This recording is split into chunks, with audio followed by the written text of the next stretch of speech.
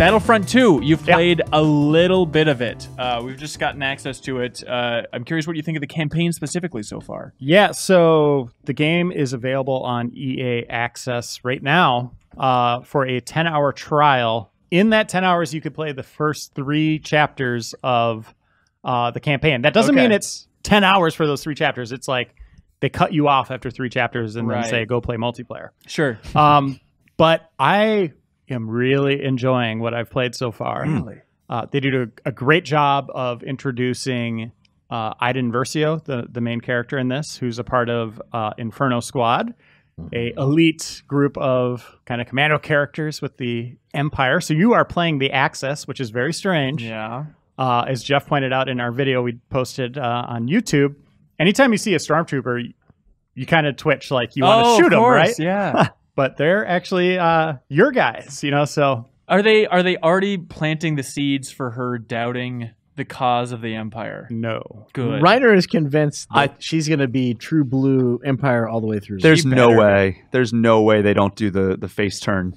God, I hope they don't. That's really a make or break for me with this story. There's one point where she's standing on the bridge with her father and the remnants of the Emperor, which is in a Sentinel droid, delivering his last mission, right? Just kind of a recording. Pre-recorded. Yes. Okay. But he does engage it. Like, he knows where he is and stuff, right? Well, it's like the droid is aware, but he has a message that plays in the droid. Like, there's 2 very different personalities, the droid and then the Emperor, that comes on and then disappears. Weird. Okay. It's very cool. That droid is awesome, by the way. Huh. But she's on the bridge and she like kind of grins and says she wants the rebellion to end. So I do not even see a sliver of her turning in this. But you know, it very much seems like revenge is on her mind. Okay. But if they're starting the game with her saying, I want nothing more than the rebellion to end, and they want to put an arc on the character, there's only one way to go. I hope they don't go that way. I hope they don't either. I hope she stays part of the Empire. And it is, again, it's very strange to play from that perspective.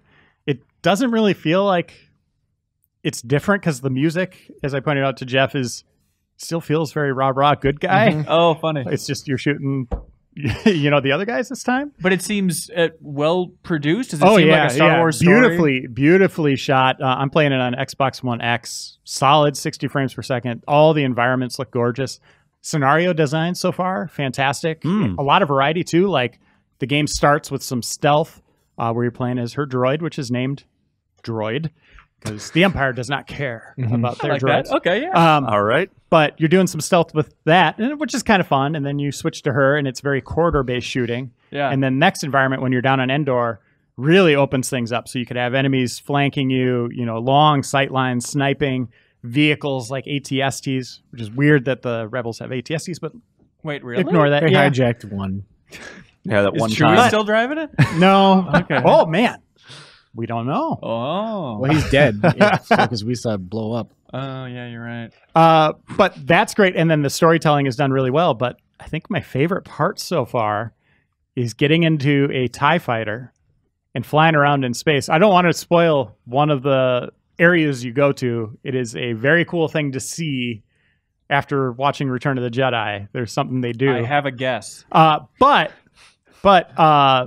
it feels like Rogue Squadron, like straight up Rogue Squadron. The sequences are pretty long. They have you flying quite a bit, doing dogfighting, you know, going inside of like, you know, kind of your canyon run kind of stuff. Yeah. And then also hopping out of the vehicle, going to do something, getting back in it. I like it. I think after it ended, the demo ended, or the trial for those 3 missions, I was like, oh man, I want to see where this goes. Yeah. I'm in. Supposedly you play as Luke, and you know, there's some other characters that you play of just in the campaign. Yeah, to flesh out the story is what I'm hearing. So, and in theory, but those heroes canon, if you care about that kind of thing. This is canon. Yeah, this is new canon. Yeah, and the game starts with Iden in a rebel prison. If you read the book Inferno Squad, you'll learn how she got there. Being bad. Being a big old baddie. Cool. All right. It is. Yeah, very impressive. But I haven't checked out multiplayer yet. That's next on my list of things to do. So I have 9 hours probably. 8.5 hours left of my trial. Outside of the play CA access confusing nonsense, when can people buy it? Well, when's it actually for sale? it's going to get even more confusing. Oh, So no. EA Access is on Xbox and PC, right? Yeah. Like PlayStation wouldn't let that fly for Sure. whatever reason. Yeah. So you can play that now there for 10 hours. If you bought the deluxe edition of the game, you could play it 3 days early, which means you could start playing the full thing, not a trial, on November 14th. Okay. If you didn't get the deluxe edition, it releases for everyone on Xbox One, PlayStation 4, and PC on November 17. I hate this so much. What a weird world. But All definitely right. check it out. If you have EA Access, I mean, download it, play it, do your 10-hour trial. Well worth your time. I think you're going to like it.